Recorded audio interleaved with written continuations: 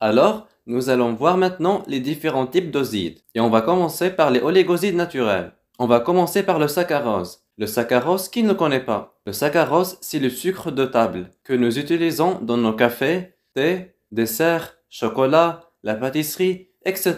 Alors, le nom commun, saccharose ou sucrose. Donc, vous aurez à nommer maintenant. À nommer les oligosides.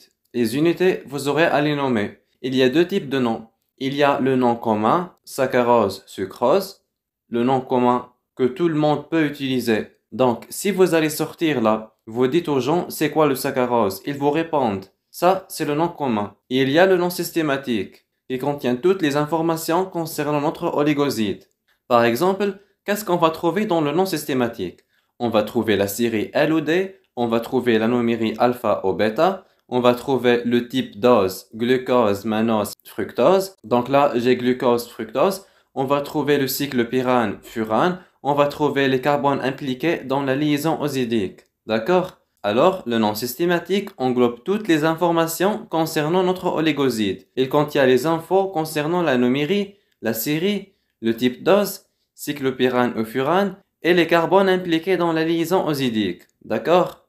Alors donc, revenons au saccharose. Ce saccharose-là, il a une origine végétale, puisqu'il provient de la canne à sucre, betterave, etc. Donc, il a une origine végétale. Il est formé de quoi ce saccharose?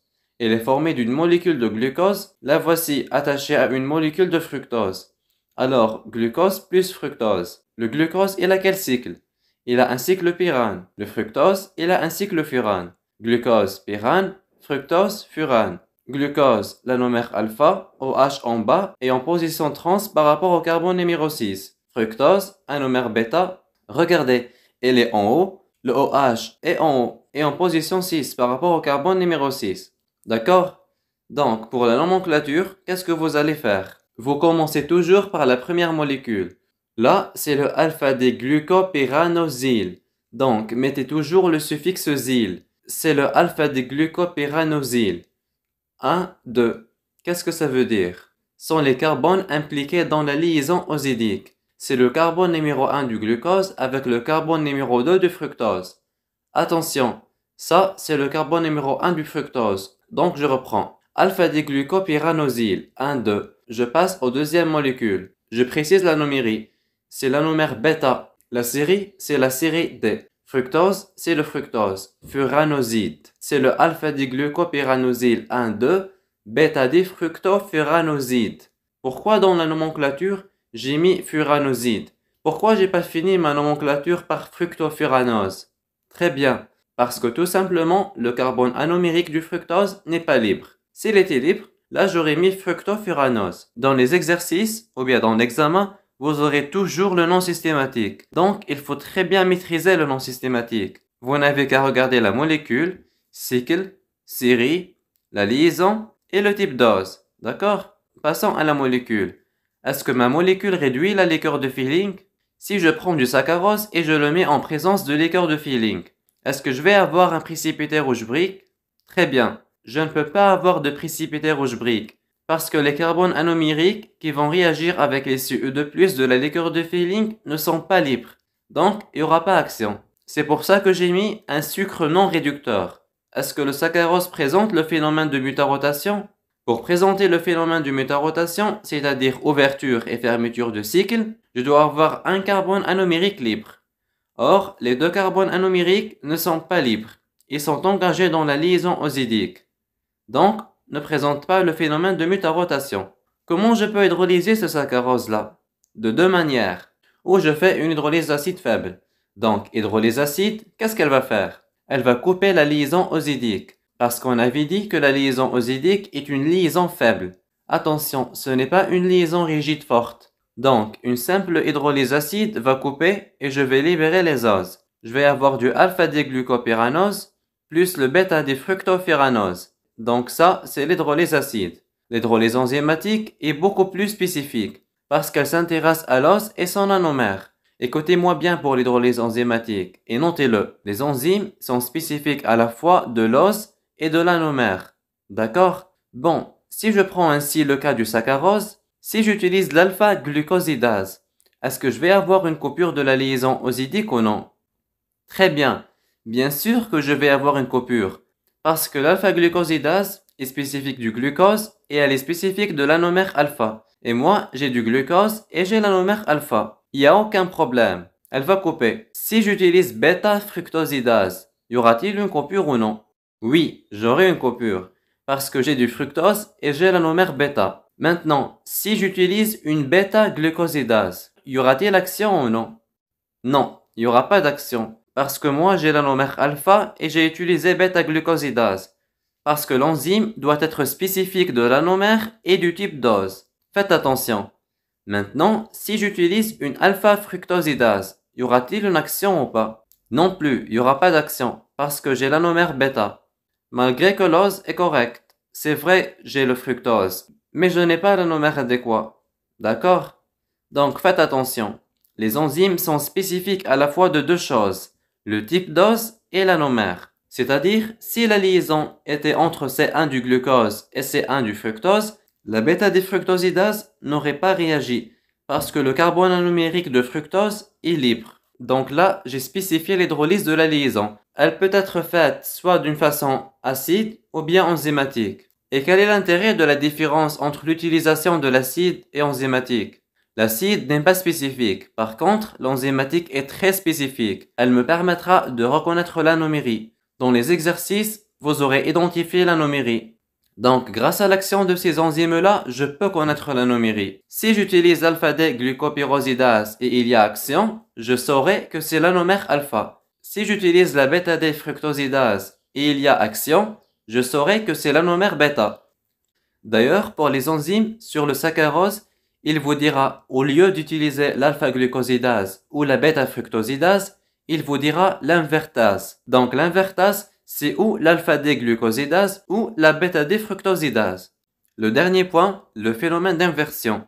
J'explique rapidement le phénomène d'inversion. Si je prends du saccharose et je mesure son pouvoir rotatoire spécifique, je trouve qu'il a une valeur égale à 66,5 degrés et qu'il est dextrogir. Maintenant, qu'est-ce que je fais? Dans le même tube, je mets une enzyme à l'invertase ou saccharase, comme vous voulez. Cette enzyme-là, qu'est-ce qu'elle va faire?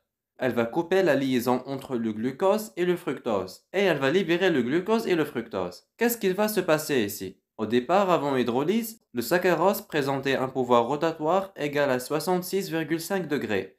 Après hydrolyse, après libération des deux oses, je remesure donc le pouvoir rotatoire, je trouve qu'il est égal à moins 20 degrés. Il est devenu lévogir. Donc c'est pour ça qu'on l'appelle sucre inverti ou inversion. Qu'est-ce qui s'est passé dans le milieu ou dans le tube? J'ai du glucose qui lui est dextrogir avec une valeur de 52 degrés.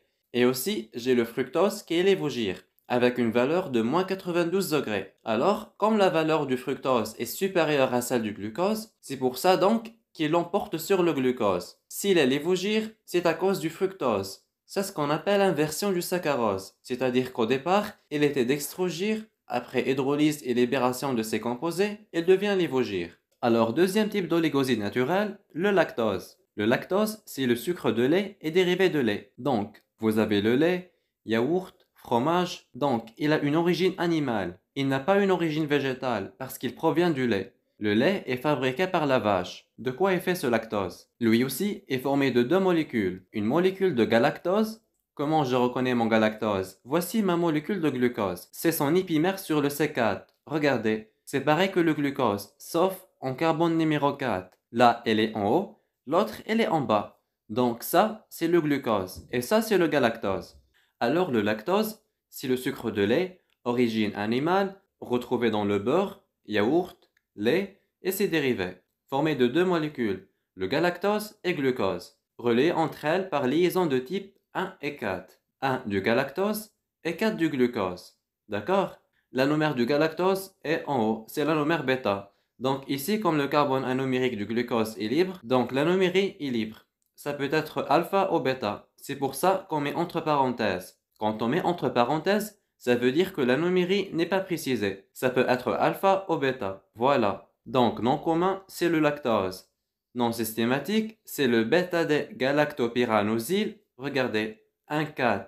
La liaison est entre le carbone numéro 1 et le carbone numéro 4. Glucopyranose. Pourquoi ici le glucose se termine par ose? Pourquoi pas par zide? Très bien.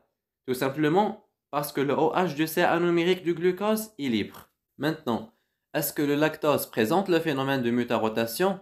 Très bien. Oui, il présente le phénomène de mutarotation parce que le carbone anomérique de glucose est libre. Très bien. Ici, vous avez par exemple une molécule faite de 10 unités. Il suffit qu'une seule unité, son carbone anomérique, soit libre, elle présentera le phénomène de mutarotation. Est-ce qu'il présente le phénomène de mutarotation? Oui, puisque le OH du CA numérique du C1 de glucose est libre. Est-ce qu'il réduit la liqueur de Feeling? Oui aussi, parce que le OH du CA numérique du glucose est libre. Alors, par hydrolyse acide, qu'est-ce qu'on obtient? On obtient du galactopyranose et du glucopyranose. D'accord? Quelle est l'enzyme qui peut couper ce lactose-là? Le lactose peut être coupé par une bêta-galactosidase, ou bien le nom commun, c'est une lactase. Est-ce que le lactose peut être coupé par une déglucosidase?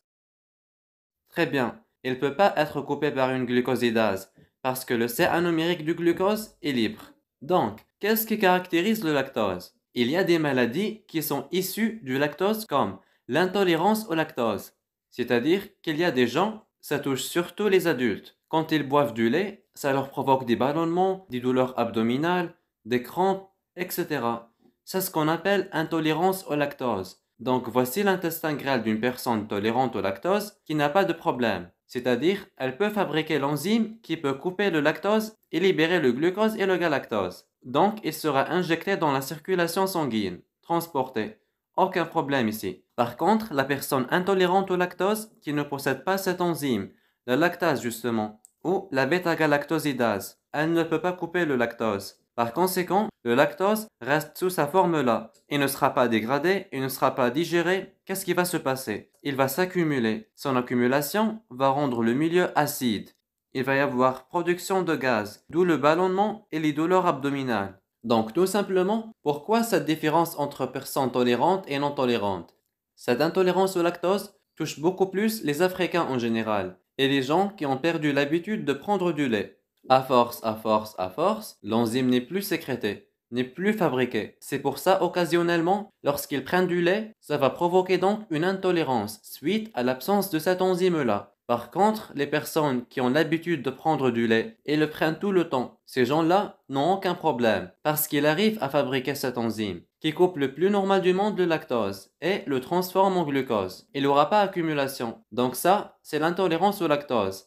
À ne pas confondre avec la galactosémie. La galactosémie est une maladie qui touche les nouveau-nés, les bébés. Et surtout, c'est une maladie congénitale. C'est toujours le même problème. C'est que cette lactose n'est pas digérée. Elle est plus grave par rapport à l'intolérance au lactose. Parce que ça touche les nouveau-nés. Et eux, les pauvres, ne se nourrissent que de lait. S'ils présentent des intolérances, donc ils risquent même de décéder. Bon, avant, on avait des cas de décès. Maintenant, on arrive à remédier. Il suffit de leur donner du lait sans lactose. Donc, à ne pas confondre. L'intolérance au lactose touche les adultes. Et la galactosémie touche les bébés. La galactosémie, on verra en détail lorsqu'on fera la partie métabolique. Bien sûr, le lactose est utilisé aussi pour fabriquer du fromage. La liaison est de type osite-ose. Il réduit la liqueur de Feeling, présente le phénomène du mutarotation, et nous avons l'intolérance au lactose, la galactosémie, et il entre dans l'industrie alimentaire. Passons à un autre type d'oligoside naturel, le tréhalose. Il se trouve où? Le tréhalose, c'est la réserve chez les champignons et insectes. Donc voici la structure de tréhalose formée de deux molécules de glucose, anomérie alpha, reliées entre elles par liaison de type oside-oside, parce que c'est les deux carbones anomériques qui sont engagés dans la liaison osidique. La liaison est de type oside-oside. Est-ce que le tréhalose présente le phénomène du mutarotation?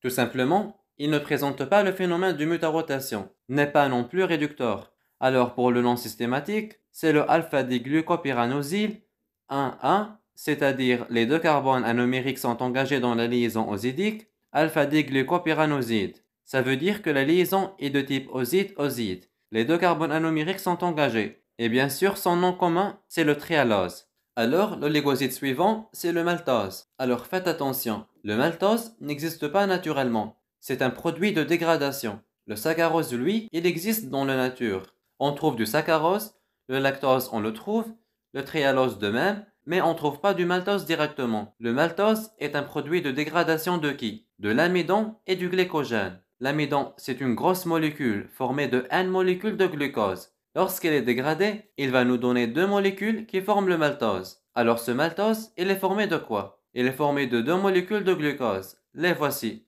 La liaison est entre le C1 du premier glucose avec le C4 du deuxième glucose.